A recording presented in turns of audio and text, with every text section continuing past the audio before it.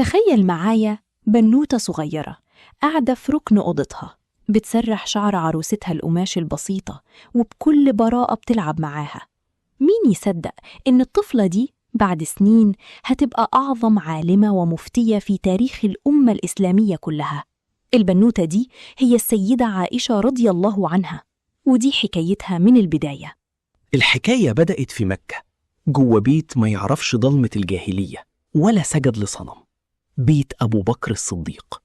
عائشة كبرت والقرآن بيترتل حواليها ليل نهار بصوت يبكي القلوب، ونشأت بذاكرة فولاذية زي جهاز تسجيل ذكي بيحلل ويحفظ كل كلمة بتسمعها. وجوازها من النبي صلى الله عليه وسلم ما كانش مجرد قرار بشري، ده كان اختيار نازل من 7 سما. سيدنا جبريل نزل للنبي في المنام 3 ليالي ومعاه حتة حرير فيها صورتها، ويقول له: هذه امرأتك.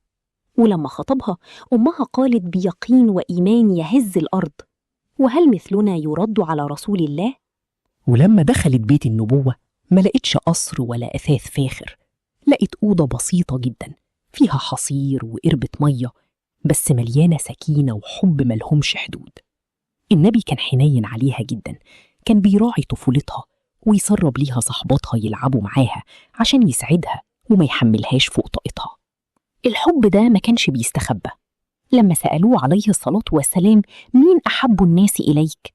قال قدام الدنيا كلها وبمنتهى الفخر: عائشة. كانوا بيتسابقوا في الصحراء، تسبقه وهي خفيفة ورشيقة، ولما كبرت وجريت يسبقها هو ويضحك ويقول لها: هذه بتلك. لكنها في الآخر كانت ست بتحب بجد وبتغير غيرة صادقة، حتى من السيدة خديجة رضي الله عنها اللي كانت متوفية.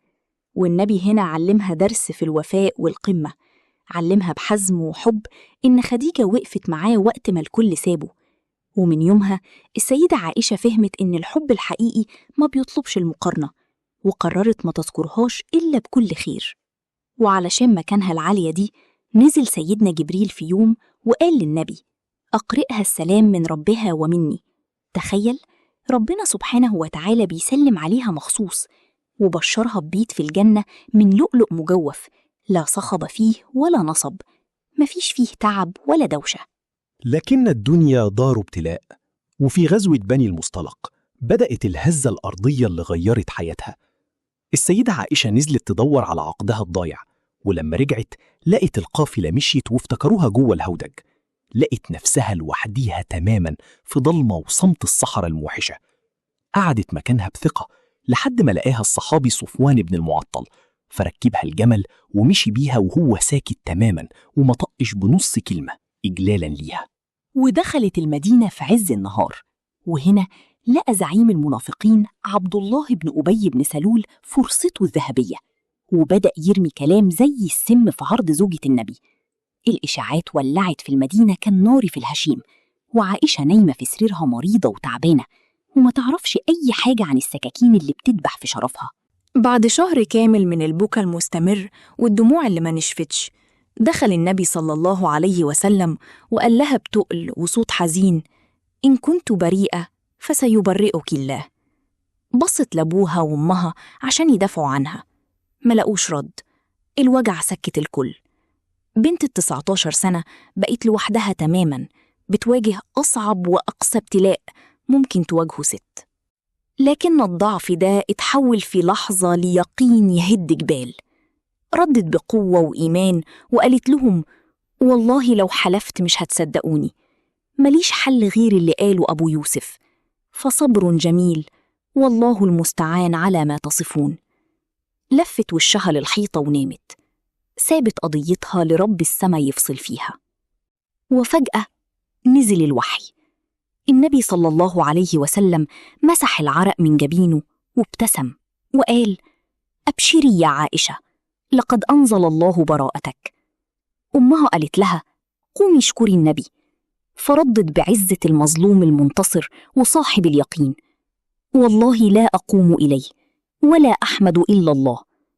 ونزل في حقها 10 آيات كاملين في سورة النور بتتلى ليوم القيامة تبرئة لشرفها وطهرها.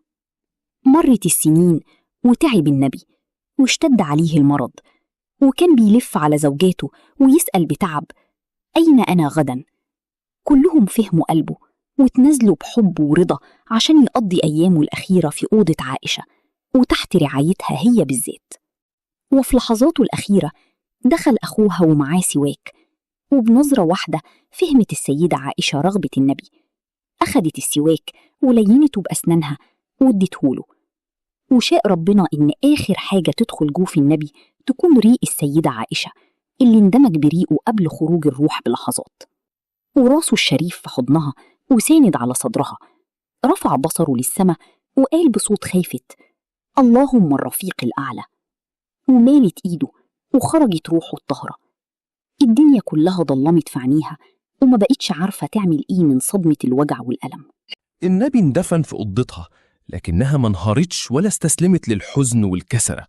عاشت بعده 46 سنة كاملة شالت فيهم أمانة الدين على كتافها. روت للأمة 2210 حديث نبوي، نقلت لنا أدق تفاصيل حياته، قيامه، عبادته، وتعامله الإنساني البديع، تفاصيل ما كانش حد في الدنيا يعرفها غيرها. ما كانتش مجرد ناقلة كلام، دي كانت فقيهة درجة أولى بتصحح مفاهيم كبار الصحابة من الرجالة.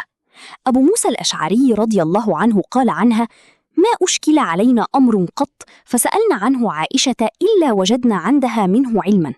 فتحت الباب على مصراعيه عشان تثبت إن الست ممكن تكون المرجع العلمي الأول والأعظم للأمة كلها. ورغم كل العلم والمكانة دي كانت في منتهى التواضع. لما دخل ابن عباس يمدحها قبل موتها بقليل قالت له بصدق وخوف: دعني من مديحك، وددت أني كنت نسيا منسيا. ولما ماتت رفضت تندفن جنب النبي في أوضتها وقالت: إني أحدثت بعده أشياء، خوفا من إنها تزكي نفسها أو تغتر بعملها. القصة دي بتعلمنا درسين مفيش أغلى منهم.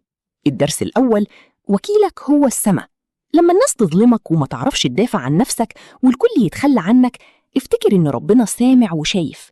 ارفع إيدك للسما وقول بيقين عائشة: فصبر جميل والله المستعان، وحقك وبراءتك هيجوا من فوق 7 سماوات في الوقت المناسب. والدرس التاني: التواضع هو القوة الحقيقية. مهما وصلت من علم، نجاح أو مكانة، إياك والغرور وتزكية النفس. القوة الحقيقية إنك تخدم مجتمعك ودينك بصمت وصدق، زي ما أم المؤمنين عملت بالظبط. في النهاية رحلة السيدة عائشة هي دليل حي إن ربنا دايما قريب منك، عارف اسمك وسامع وجعك. لو الرحلة دي لمست قلبك وعقلك، تابع صفحة نور ساينس AI عشان يوصلك دايما محتوى يسيب أثر حقيقي في حياتك. اللهم صل وسلم على سيدنا محمد، ورضي الله عن أمنا عائشة.